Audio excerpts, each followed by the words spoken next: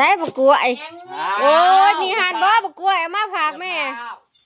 กล้วยเอามาผากแม่ตะกะบาบผมคือบ่ตัดแน่ผู้ผมกะยาวฮะมันบ่มีเงินสิตัดนี่แหละเงินสิตัดผมบ่มีมาหอดแล้วก็ไปหาป้าผู้ได้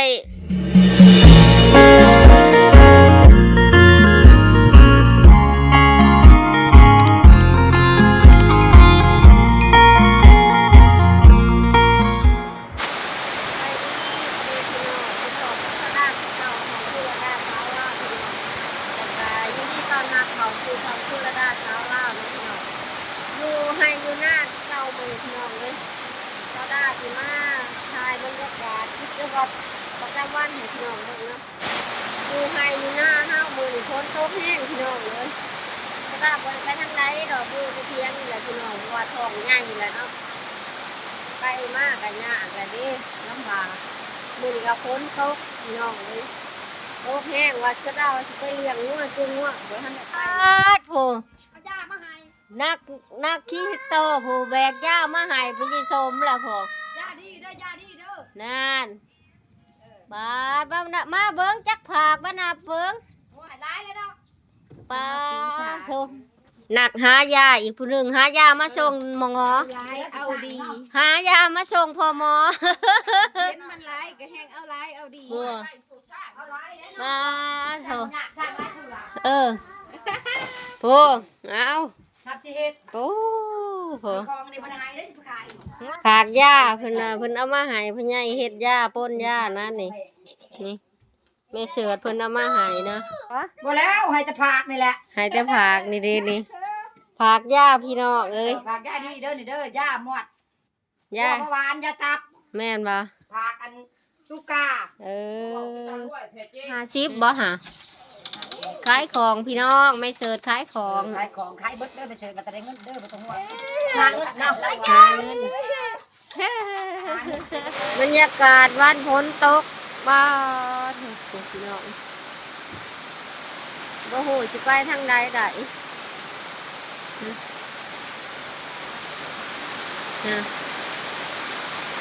ฝนตกแห้งเติบ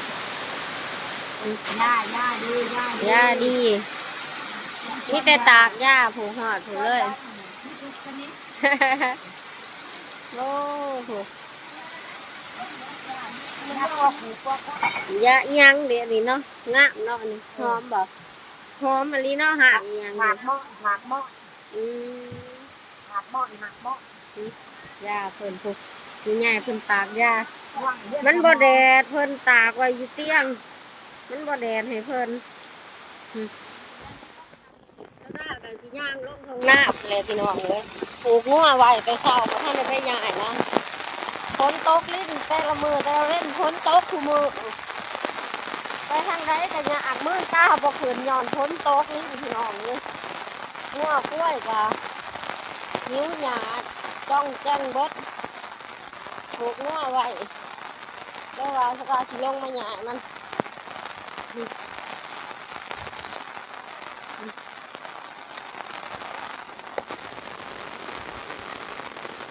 บรรยากาศมือพ้นตกมือเพื่อนอลีเลยคนกันละหูงัวชราอยู่หัวหน้าอ่ะพอ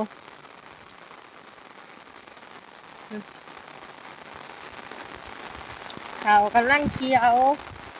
นี่บรรยากาศดีทงนะพี่น้องเอ้ยน้ำห้องเมืองหน้าไม่ใหญ่ตัวนี้เขาหยอดของเอื่อยมันมองะมันหยาขืนหน้าทงตัวนี้เนาะคนละทงแล้วกับหน้าสดา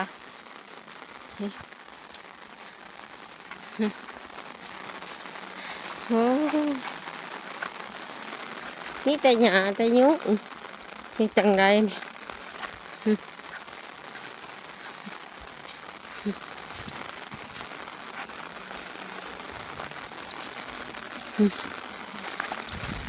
เห็นชาวดาบ่ได้ลงคลิปหลายมือกะอย่าลืมกันเด้อพี่น้อง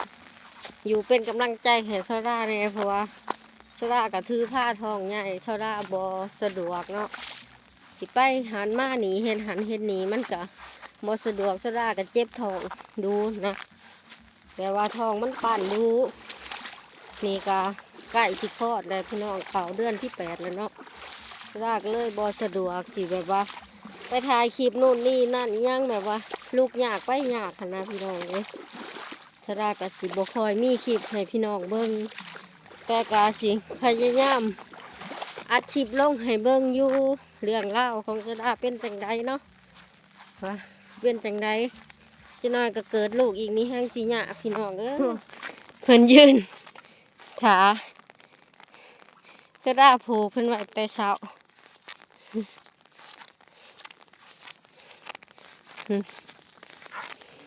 งัวกะแม่ม้านงัวกะนี่เพิ่นน้ำท่วมหลังตีนแล้วว่า มาใหญ่เพิ่นพี่น้อง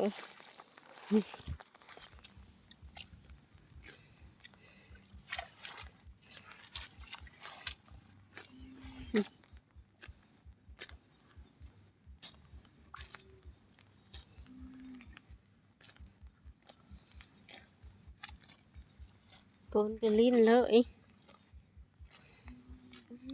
นี่แนมเข้าไปหันมีรักขาวๆจะเป็นหวัดเด้อพี่น้องเพราะว่าหน้าเซาด้านี่อยู่ตีนบ้านเนาะอยู่ใกล้บ้านใกล้วัดว่าซั่นซะเพราะว่านี่จะทางไหนจะเป็นบ้านเพราะว่าเป็นบ้านแล้วเฮาย่างออกมานี่ไกลๆนี่ก็แม่นเทียงหน้าเลยเนาะนี่พี่น้องมันก็แม่นเทียงหน้าเพราะว่าหน้าไกลบ้านเจ้าด้าบ่ไกลย่างออกย่างเขากับเฮือนได้เลยเนาะโอ้ทอผ้าดำกำเบิดผลมะขุมือพี่น้องหลังจากที่ชะดาผูกงัวไว้แล้วนะชะดาสิพามาเบิ่งเขานะถอกเลยนะพี่น้องใกล้สิได้กินข้าวเมาเลยโคตรไว้เลยนี่ข้าวหน้าหวานหน้ายอดนะถอกเบิดเลยตัวม่านน้ำกระมีตัวถอกกระถอกเลยนะนี่ข้าวหน้าพญายแสวนนะถอกเบิดตัวนี้กับพวกม่านพวกสีนะน้ำแน่บางห่วงกะนี่พี่น้องถอกน้ำข้าวหน้าเพิ่นหน้าหวานเพิ่นงามปีนี้พญายแสวนแต่ละปีดำหันน้ำท่วมแซ่เปื่อยเบิดนะปีนี้งามทุกคนพวกถอกเบิดเลยนะไก่สิได้กินข้าวเมาเลยแหละสิได้เฮ็ดข้าวเมาสิได้กินน้ำเขาอยู่บ่ได้เนาะพี่น้องเอ้ยสิบ่ฆ่าลูกน้อยบ่เนาะสดาโอ้หัวผู้ความมันดำผู้หันเด้แนบไปก็เห็นผู้บอลที่ว่าพวกในพานทั้งหลายขืนไปหอนหัวผู้ตัวนั้นแหละพี่น้องต้นเฮาแนมเห็นค่ะหัวผู้ดำค่ะแม่นแหละนั่นแหละแต่ว่าพวกเฮาขืนไปนะขืนหอดผู้เลยแนมเห็น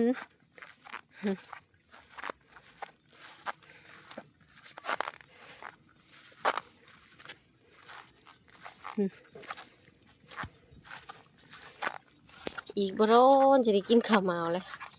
ถอกเบิดแล้วพวกแม่นเบิดละข้าวถอกพี่น้องเอ้ยนะนี่มันก็เพิ่งเดือน8เองนะเพราะว่าเพิ่นหยอ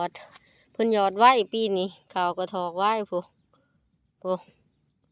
ว้าเถอะนี่สิเกี่ยวเขาใช้พ้นอีกแล้วปีนี้เนาะพี่น้องสิได้เปียกพ้นอีกแล้วว้าว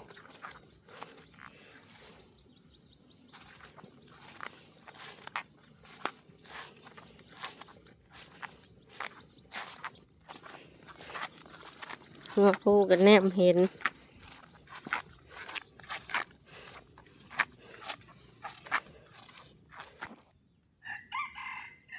ดึงไปเลี้ยงบ่ไหว้ต้องผูกไว้แล้วก็เกี่ยวหญ้ามาให้กินเอาพี่น้องเลย2 ตัวตัดปอดตัวนี้เพราะว่าบ่ได้สนข้าวเด้เพิ่นแห้งขันปล่อยออกไปดึงกินแต่โกข้าวงัวน้อย2 ตัวนี่จะเกี่ยงกับเกี่ยวหญ้ามา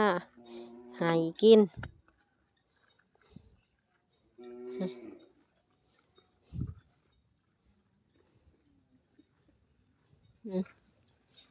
กินยาดีอยู่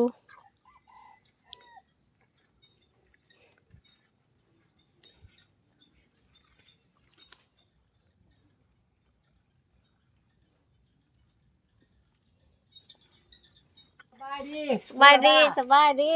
มาหยังแล้ว โอ้ยมาหาพันใหญ่ โอ้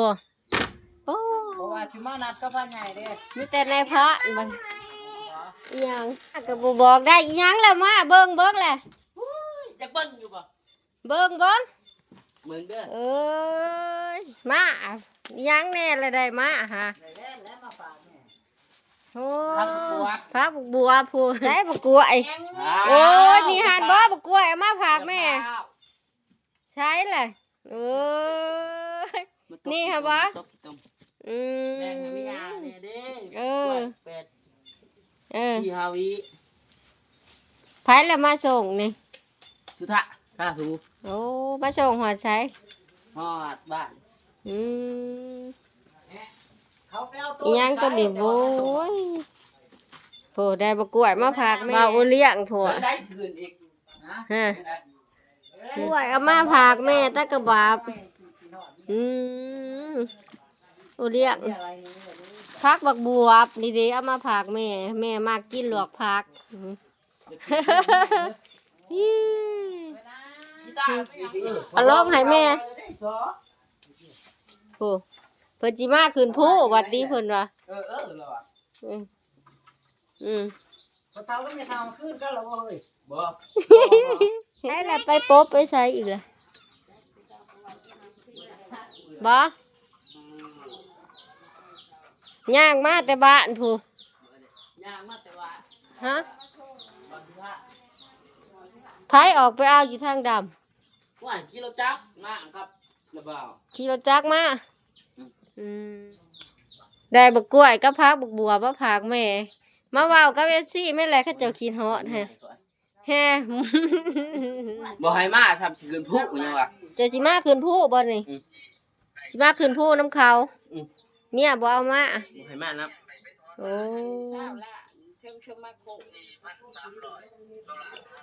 บ่ให้เมียมาน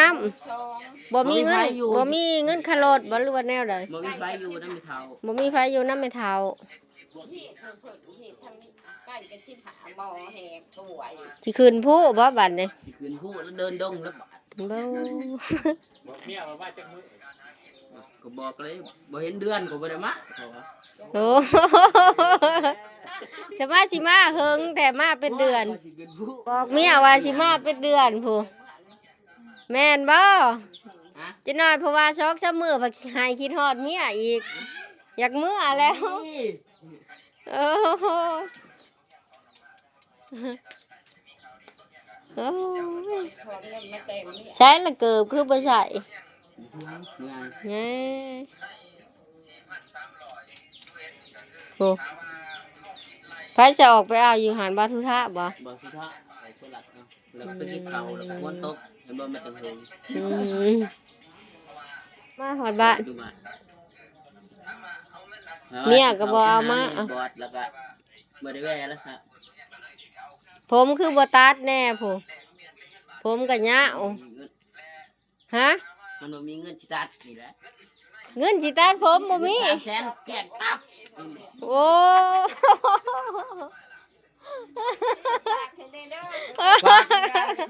บัดนี้สิอยู่เป็นเดือนเมียก็หายคิดฮอดแล้วบัดนี้ อยู่เป็นเดือนได้บาท โอ้เพิ่นสิอยู่คืนผู้เพิ่นว่า พาได้บาท อืมบัดนี้ถอดไข่ ทอดไข่ทอดไข่ มาแล้วก็อยากกินเขาวอยู่บ้านเมียได้กินอยู่บ่ล่ะไข่ โอ้ยได้กิน กินหยังแต่ละมื้ออยู่พุ่น กินบ่ ฮะ ปลาเจ็ดหน่อไม้ทุกมื้อ ป้าเด้สะไผไปหา หอย อืม บ่ ฮะ บ่ บ่อีหยังเว้าดีๆเบิ่ง บ่ได้ไล่ บ่ได้ไล่มาหยังซะ มาสิเงินผู้ยังวะวันที่เก่า อ มาสิอยู่เป็นเดือนบ่หายคิดฮอดเมียบ่ โอ้ ฮะ ไม่ดอก ฮะย่านเขาไล่มาอะไรบ่จัก บ่ บ่หานบอกแม่ บ่ได้ไล่นะก็ไปเท่ามาเนี่ย แล้วว่าแนวไร เออจ้ะ อืม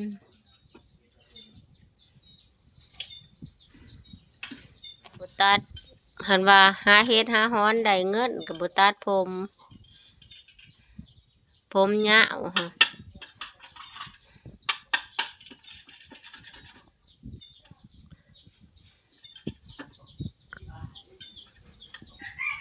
เลี้ยงกินทอดไข่กินแล้วพอแม่ทอดนี่ให้ไข่หมูกินน้ำแน่อืมแม่มึงเลี้ยงยังไงโอเลี้ยงกินทอดไข่อืมโอเลี้ยงฮะอยู่บ้านเมียหูจักเฮ็ดจักสร้างอยู่บ่บ่แม่นนอนตื่นเพลนพอ มันน่ะหาหมูขอกระตื้นแล้ว เออ ขอกระตื้นหาปลาพื้น ดังพื้นบ่ อ่ะ เมื่อตอนน่ะเบิดบ่ เบิด เบิดแล้วกินได้ใช้แล้วบัด ซื้อเอา ฮะ ซื้อเอา ซื้อเอามามีเงิน เงินข่อยหาเฮ็ดขาย เออซื้อข้าวสารบ่ บ่ซื้อกระเปื้อ ซื้อได้จักสอบ 4 สอบ5 สอบ จะมาเบิดแล้วสักเขา เบิดตัว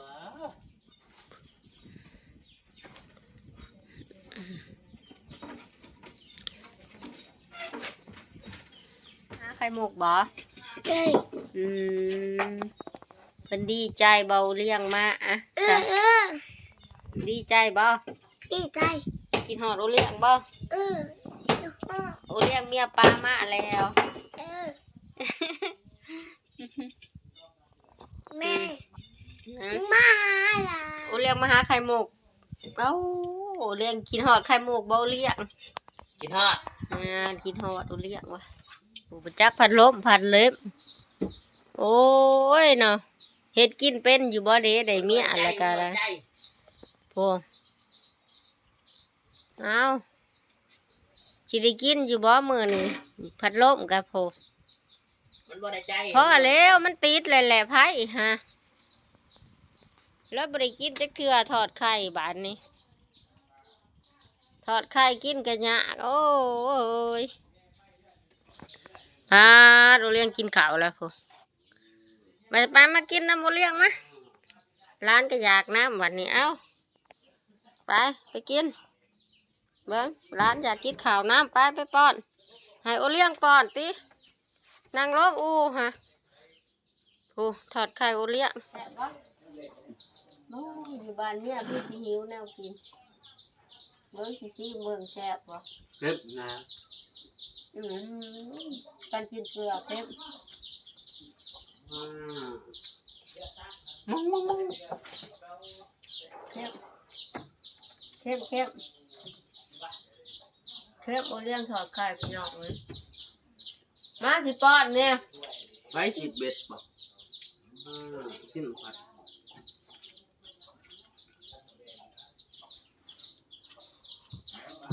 อาบอยู่บ่หนักนะอีกค่ะ อ่ะ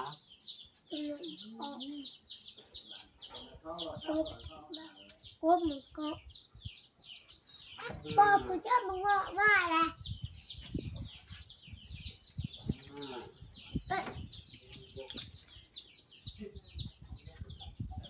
ว่าเป็นยังป่ะ ไป ได้ซักกับมิ แล้วก็ทักก็ใคร เนี่ยอีพ่อเห็ดยันเนี่ยอะไรมาเอาไปซักมากัน อืม ฮะ อืม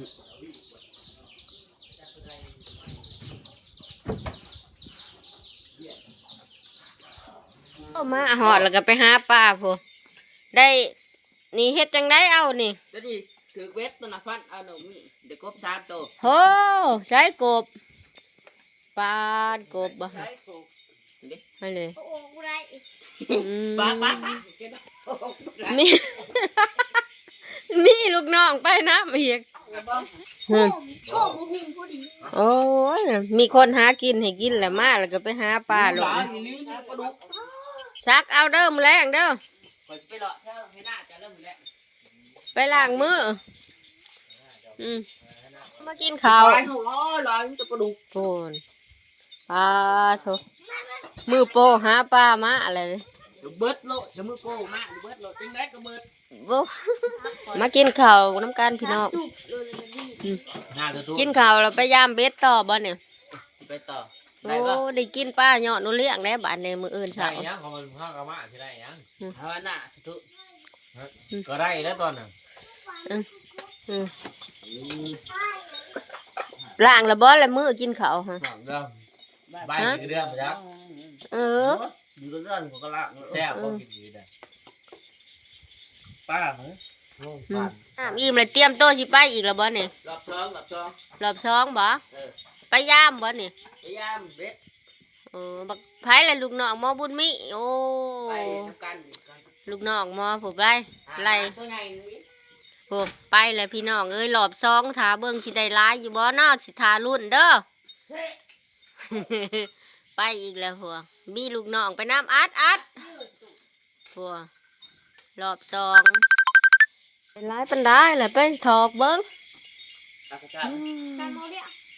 พี่ไปถอกอยู่ไผ่พี่มานเบาเลี้ยงนะถอกลงคู่เด้น้ำหมูมัน ป้าได้นะ เด็กพอกินเด้อเลี้ยงลูกเลี้ยงเมียกุ้มแต่ว่านี่เลี้ยงพ่อเลี้ยงแม่ก็กุ้มได้แนวนี่ได้กบได้ป้าพอ มืออื่นใส่เบ็ด โอ้มานเว้ยใช้ละหมูมันกบไปหาล้างมือล้างตีนนอนบัดนี้บุญมีมากะหากินให้กินเด้อโอเลี้ยง ป้าตึกเบ็ด เบ็ด เบ็ดที่ผาดังเลย มันจะถือเบ็ด เป็นซักอ่ะ ครั้งว่ามืออื่นเมื่อจังเอาเมื่อบักมียังมือเสา มืออื่นบ่หันมืออื่นเมื่อเขาคอยจะเขาเมื่อบาทอีก เ